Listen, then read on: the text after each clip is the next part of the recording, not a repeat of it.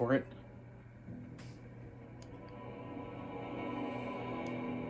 Hey guys, I'm doing a quick vlog. I just wanted to do some quick stream of consciousness, thoughts about Jurassic World, the Jurassic World Dominion.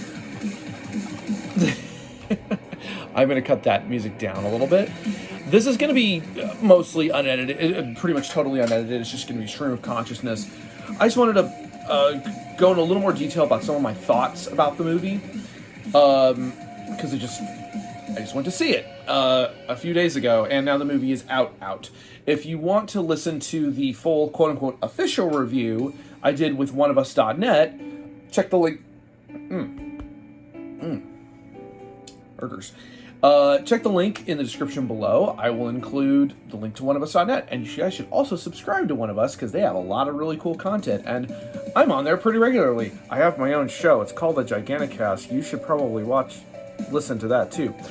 Anyway, yeah, so I saw Jurassic World Dominion. I saw it early for review, and the best description I have for it is the same description I gave to Godzilla King of the Monsters, which is, it's big budget fan fiction. Like, if you're a Jurassic fan, like you identify as a fan, and you know all the little ins and outs of the lore and stuff, then you're probably going to get a lot out of the movie. That being said, I can't say it's necessarily a good movie. And I also think that those concepts are relative. Like, I think that as I've gotten older, my tastes have refined a bit, and it's not as easy as it used to be to just dangle keys in front of me and be like, look at the shiny object, you like this garbage. Which is how I felt the last two Jurassic World movies presented themselves. I feel like the first Jurassic World as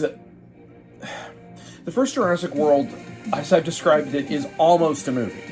Like, it's got some interesting ideas. It has a functioning park, which is a great concept. And then something inevitably goes wrong because of human greed.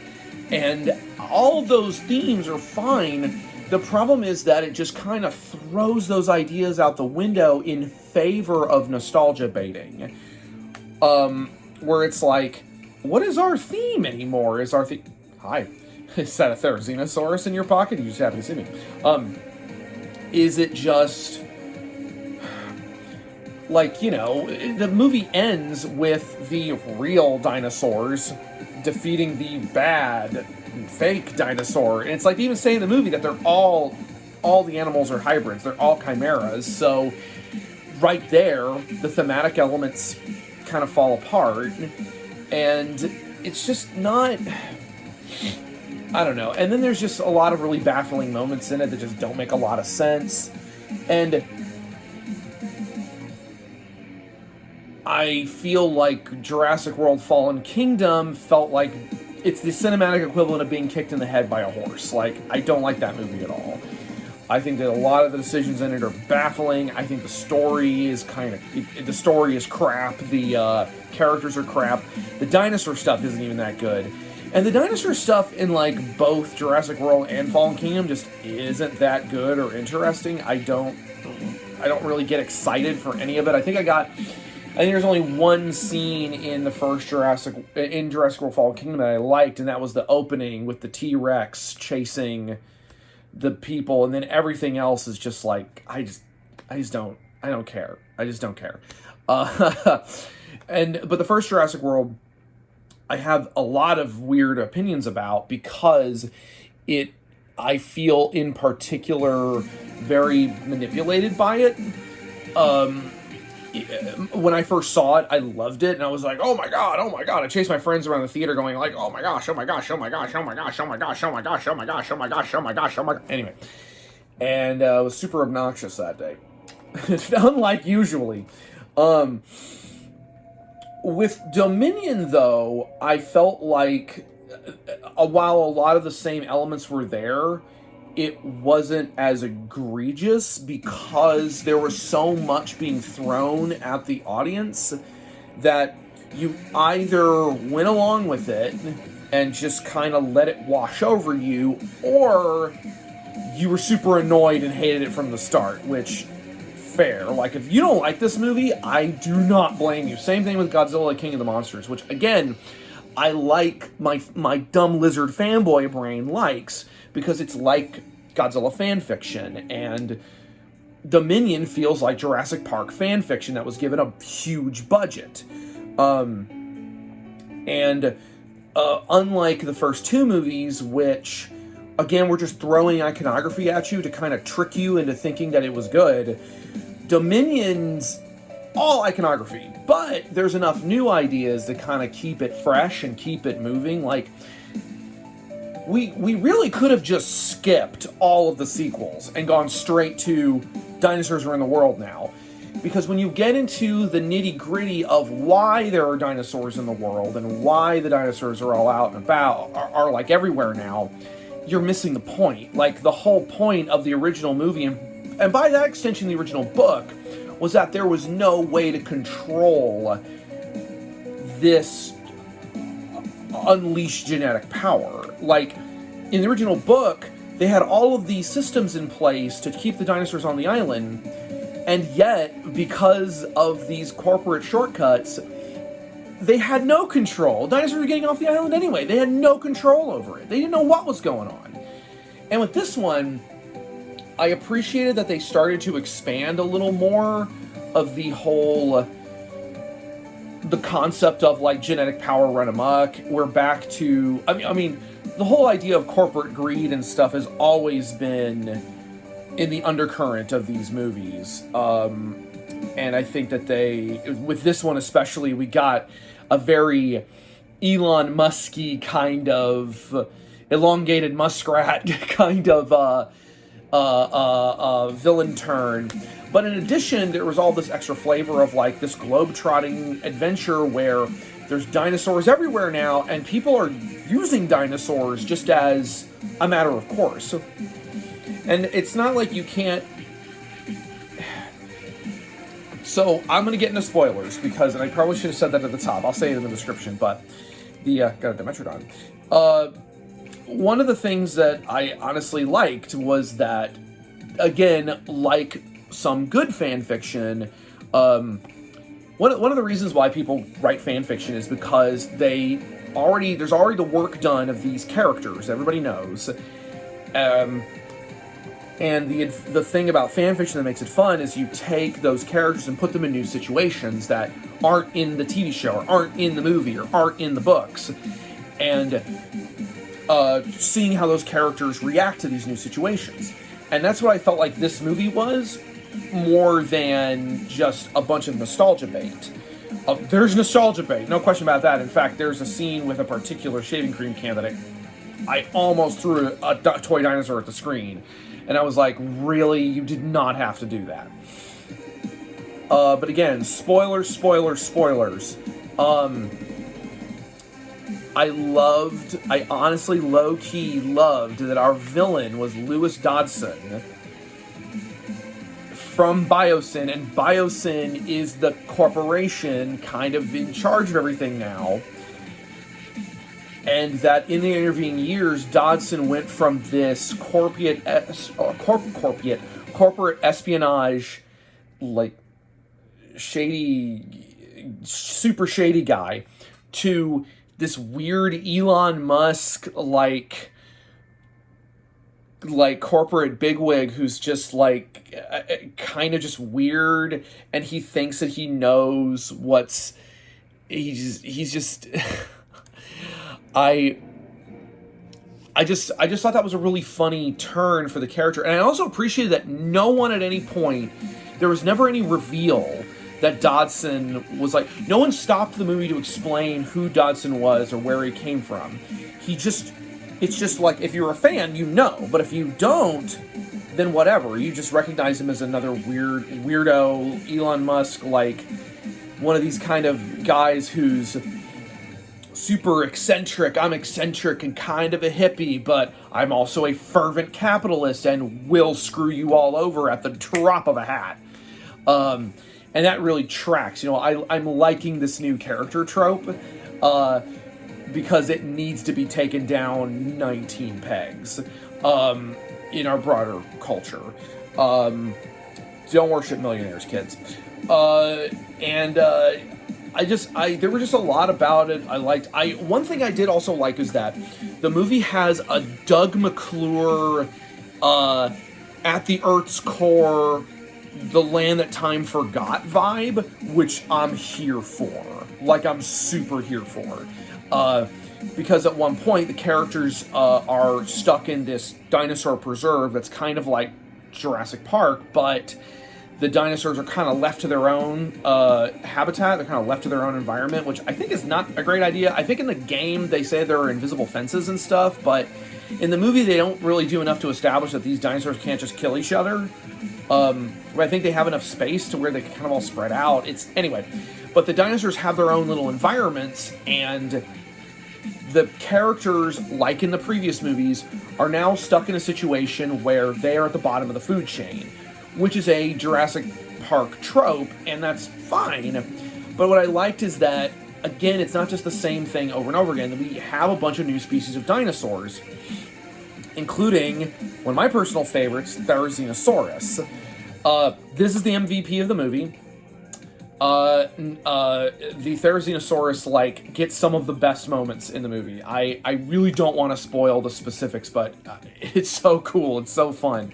And they did a pretty good job. This Therizinosaurus doesn't look super accurate, but the movie version looks slightly more accurate. But anyway, the Dimetrodons, that scene is really good.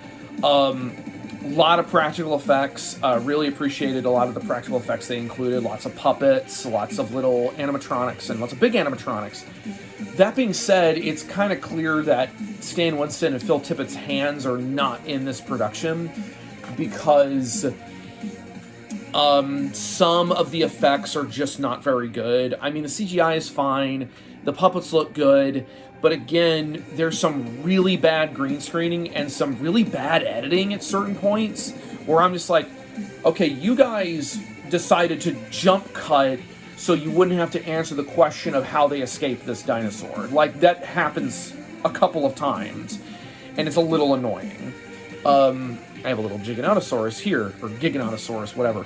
The Giganotosaurus, I wasn't as annoyed with as I thought I'd be. I actually liked it. The director, Colin Trevorrow, said something on Twitter, or said something in an interview that I thought was a little obnoxious, where he says, the Giganotosaurus is the kind of dinosaur that just wants to watch the world burn. And I'm like, what? That's dumb. But I have to admit, there were little moments with the Giganotosaurus where it's clear that it does have a little bit of a personality, like just a little tiny bit. And I also like that we've established that Rexy will just fight anything that it perceives as a possible threat. Like, it doesn't even really care about people anymore. It just is defending her territory. She's just defending her territory, and I appreciated that. But yeah, the Therizinosaurus gets some really good moments. Also, so I want to make this clear. I don't care about the core characters. I don't care Owen and Claire and Maisie. I don't care about those characters. There is maybe a flicker of a dynamic and of chemistry in the first movie, and that all just got siphoned away. Owen is right all the time, and he does everything correctly, and that's boring. You can have a flat character arc. You can have a character who doesn't necessarily change through a film, like Ghostbusters, and the Shin Godzilla characters are like that. Ghostbuster characters, like I said, are like that. They arrive in the movie fully formed, and the events of the movie are about them reacting to what's happening. So a character, especially in a 2-hour movie, doesn't necessarily need a full arc. That being said, though, Owen is a boring character, and Claire has no character. she was completely rewritten into pretty much a totally new character by the second movie. At least I felt so. I know some people are like, oh no, she's looking for redemption and stuff. It's like, yeah, but a lot of her more fun character traits, the more engaging character traits that she had, were sanded off of her in the second movie. And now in the third movie, she's just, again, doesn't have a whole lot of character.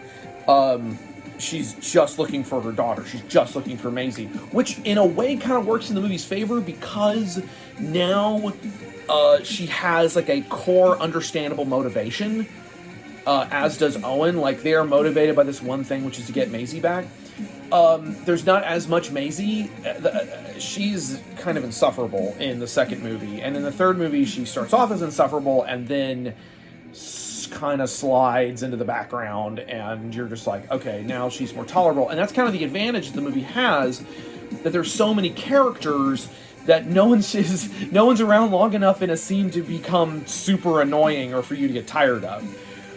Which brings me to the original cast coming back, which they're fun. They get some fun moments. They just don't get a whole lot of room to flex. I think Jeff Goldblum is the only one who really gets to be Jeff Goldblum, and it's clear he's kind of improvising a lot of stuff. A lot of the writing is really bad, though. Like, a lot of the writing is bad.